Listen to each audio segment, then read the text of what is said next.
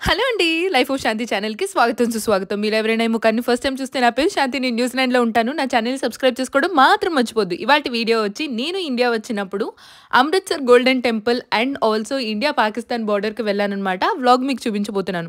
మేముండేది విజయవాడలో కాబట్టి నేను మా సిస్టర్ విజయవాడ నుంచి బస్ తీసుకొని హైదరాబాద్ వెళ్ళామనమాట. సో ఈ అరౌండ్ ఈవినింగ్ 8:30 ఆ టైంకి బస్ తీసుకున్నాం. ఇదిగోండి ఇండియాలో స్లీపర్ కోచెస్ ఇలా ఉంటాయన్నమాట.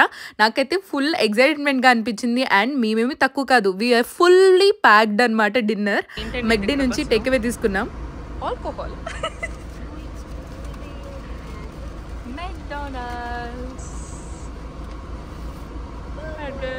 బర్గర్ లాగించే టైంకి బస్ అయితే స్టార్ట్ అయింది అనమాట. బస్ హైదరాబాద్ ఎయిర్పోర్ట్ దగ్గర మమ్మల్ని 4:30కి దింపాలి. కానీ మన ఆర్టీసీ బస్ డ్రైవర్లు తెలిసిందేగా, వాళ్ళ స్పీడ్ని అందుకోవడం చాలా కష్టం బాబు. 2:30కి దింపేసింది.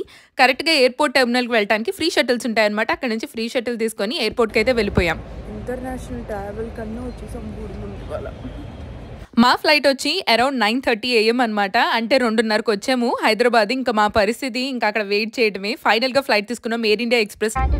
Sri Guru Ramdas International Airport, Amritsar. The outside temperature is 10 degrees Celsius. నాకు పంజాబ్లో ల్యాండ్ అయినప్పుడు హోల్ డిఫరెంట్ ఎక్స్పీరియన్స్ అనమాట. వైబే చాలా డిఫరెంట్ ఉంది. ప్లేస్ ఫీలింగే కొంచెం చాలా డిఫరెంట్గా ఉంది. లైక్ కోల్డ్ చాలా బాగుంది. What do you think? Agree? Land అయిన వెంటనే ఫస్ట్ తినది అమృత్సరి కుల్చా. ఆఫ్ కోర్స్ అమృత్సర్లో ఉండి కుల్చా తినకపోతే ఎలా, అండ్ పంజాబీ చాయ్ తాగకపోతే ఎలా. ఆ రెండు ఫినిష్ చేసిన తర్వాత హోటల్ రూమ్కి బయలుదేరాం. టెంపరేచర్ చాలా అంటే చాలా చల్లగా ఉంది తెలుసా. షాల్ అయితే మ్యాండేటరీ. చక్క రెడీ అయిపోయి టెంపుల్కి అయితే స్టార్ట్ అయిపోయాం అనమాట. బయట కనుక మీరు చూసినట్టయితే ఎంత ఫాగీగా ఉందో.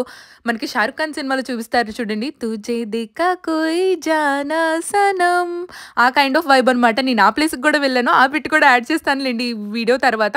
ఆల్మోస్ట్ గోల్డెన్ టెంపుల్కి వచ్చేసాం అనమాట. నాకు ఇక్కడ ఫ్రెండ్స్ ఉన్నారు, అందుకని ట్రాన్స్పోర్టేషన్కి నాకు పెద్దగా ఖర్చు ఏమీ అవ్వలేదు. ఎందుకంటే వాళ్ళని నాకు మొత్తం డ్రైవ్ చేసి చూపించారనమాట.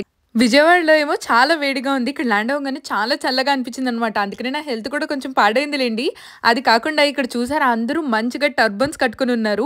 మీకు ఇంకో ఇంట్రెస్టింగ్ విషయం చెప్పనా, సిక్కిజంలో కూడా ముస్లింని హిందూయిజంని అన్ని ఫాలో అవుతారు.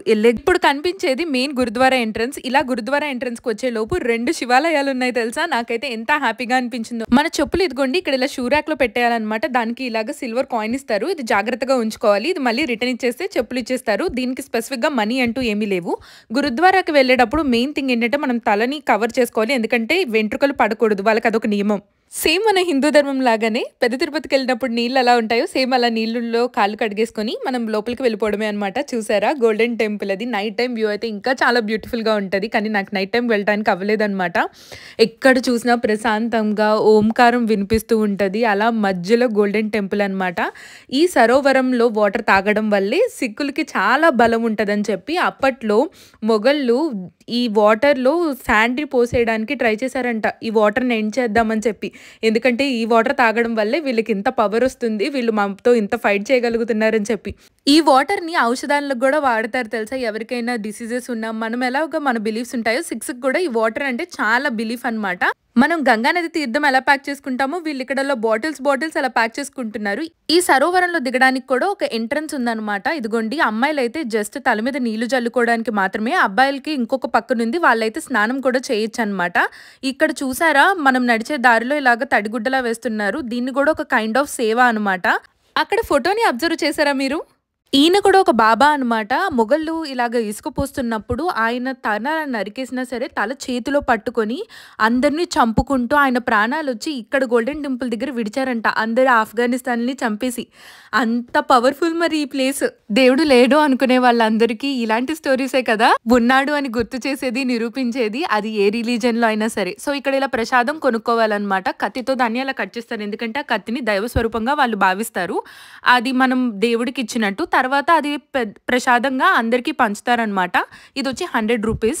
సో నేను అలా తీసుకున్నాను. తర్వాత దానిలో కూడా మనకి కొంచెం రిటర్న్ ఇస్తారనమాట. మనం కావాలంటే ఇంటికి తీసుకువెళ్ళొచ్చు, లేదంటే అక్కడే తినేయచ్చు. సో దీన్ని కడి ప్రసాదం అంటారు. అంటే ఏంటంటే రవ్వతో చేసే కేసరి ఫుల్గా నేతో ఉంటుంది. నాకైతే చాలా ఇష్టం ఇది. ఈ ప్రసాదం ఫాస్ట్గా తినేసి హ్యాండ్ వాష్ చేసుకొని తర్వాత క్యూలో నుంచున్నాను అనమాట. ఎక్కడ చూసినా ఇలాగ దేవుళ్ళ గురించి ప్రవచనాలు చెప్తూ ఉంటారు. అవును మన హిందూ ధర్మంలో ప్రవచనాలు అంటాం కాబట్టి నేను ప్రవచనాలనే చెప్తున్నాను. దర్శనం వచ్చి 2:30 గంటలు పట్టిందనమాట. ఎందుకంటే సరోవరం మీద వెళ్ళే బ్రిడ్జ్ చాలా టైట్. అందుకని వెళ్ళేది రిటర్న్ వచ్చేది ఒకే ప్లేస్ కాబట్టి సెక్షన్ కింద పంపిస్తారు. ఇక్కడ యాక్చువల్లీ స్పెషల్ దర్శనాలు లాంటివి ఏమీ ఉండవు. ఎలాంటి వాళ్ళనే ఎక్కువసేపు నుంచోవాల్సిందే. అందుకని ఎవరికైనా వాటర్ కావాలంటే వాటర్ ఇలాగా ఇస్తూ ఉంటారనమాట. చకచకా దర్శనం చేసుకుని ఇండియా పాకిస్తాన్ బోర్డర్కి అయితే మేము పరిగెట్టేసాం. అమృత్సర్ దగ్గరలో ఉన్న ఇండియా పాకిస్తాన్ బార్డర్ని వచ్చి వాంగా బార్డర్ అంటారనమాట. ఇది ఎగ్జాక్ట్లీ 25 మినిట్స్ ఇక్కడ నుంచి. కార్ పార్క్ చేస్తామన్నమాట. ఇదిగోండి ఒక అబ్బాయి వచ్చి మాకు ఇలా ఇండియన్ ఫ్లాగ్స్ వేసాడు. తర్వాత ఒక్కొక్క దానికి వచ్చి 20 రూపీస్ అని చెప్పి మొత్తానికి డబ్బులు తీసుకున్నాడు అనమాట. ఆ కార్ పార్కింగ్ దగ్గర నుంచి మెయిన్ బార్డర్ అంటే గేట్ ఎంట్రన్స్ దగ్గరికి వెళ్ళడానికి అన్ని రిక్షాలే అనమాట. నాకైతే చాలా ఎప్పుడో చిన్నప్పుడు ఎక్కినట్టు గుర్తుంది. ఆ మెమరీస్ అన్ని బాగా గుర్తొచ్చాయి. నాకైతే ఎంత ఎగ్జైటింగ్గా అనిపించింది అంటే తెలుసా, మీరు కనుక అక్కడ కొంచెం పొగమంచులో కనుక చూస్తే ఒక సైడ్ మన ఇండియన్ ఫ్లాగ్ కనిపిస్తుంది, అదర్ సైడ్ పాకిస్తాన్ ఫ్లాగ్ కనిపిస్తుంది అనమాట. సో ఇక్కడే ట్రేడింగ్ అంతా జరుగుతుంది. అంటే ఇటు నుంచి అటుకి ఏమన్నా ట్రాన్స్పోర్టేషన్, ట్రేడింగ్, ఇంపోర్ట్ ఎక్స్పోర్ట్స్ ఏమన్నా ఉంటే జరిగే బార్డర్ అనమాట ఇది. వచ్చే వాళ్ళందరికీ విజిటర్స్కి కార్ పార్క్ అనమాట. వెళ్ళే దారిలో ఇలాగ ఫుడ్ ఫెసిలిటీ కూడా ఉంటుంది. అండ్ ఇక్కడ బోర్డర్ సెక్యూరిటీ ఫోర్స్ చాలా స్ట్రిక్ట్.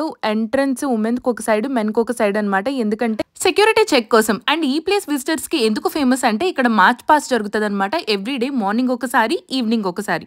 మార్నింగ్ ఏమో India side India flag, Pakistan side Pakistan flag host చేసి వాళ్ళు ఏదో ఒక చిన్న ఫైట్ చేస్తున్నట్టు యాక్ట్ చేస్తారనమాట. అండ్ గేట్స్ ఓపెన్ చేస్తారు. ఈవినింగ్ అంటే ఎగ్జాక్ట్గా 4:30కి మార్చ్ పాస్ట్ స్టార్ట్ అవుతుంది.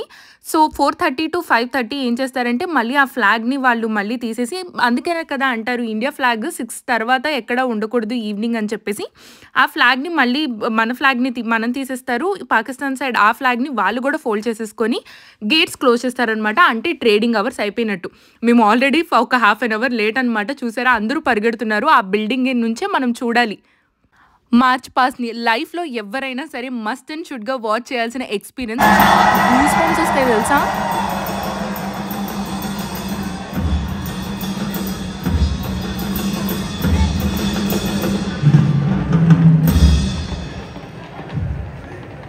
ఎంతమంది ఉన్నారో చూడండి. మన ఇండియన్ పాపులేషన్ ఎక్కువ అనమాట పాకిస్తాన్తో కంపేర్ చేస్తే. అటు సైడ్ దే పాకిస్తాన్.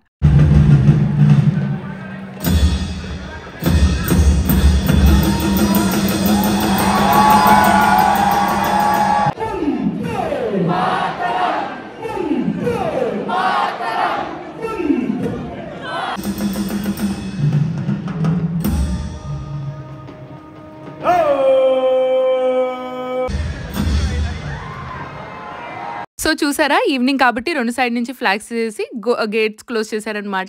అంటే ట్రేడింగ్ అవర్స్ అయిపోయినట్టు. ఎంత హ్యాపీ అండ్ ఎగ్జైట్మెంట్ అండ్ నిజంగా గూస్ బంప్స్ వస్తాయి అనమాట. ఎందుకంటే మనం చిన్నప్పుడు పుస్తకాలు చదివిందే కానీ ఇలా రియల్గా చూస్తే ఆ ఎక్స్పీరియన్సే వేరు. అయిపోయిన వెంటనే షారుఖ్ ఖాన్ దిల్వాలియా దుల్హనియా లే జాయేంగే మూమెంట్కి అయితే నేను వెళ్ళిపోయాను అనమాట. ఈ తోటల్లోనే రికార్డ్ చేసింది. అంతే అండి ఈ వీడియోకి. ఇంకొక మంచి వ్లాగ్తో మళ్ళీ ముందుకు వచ్చేస్తాను. Please subscribe.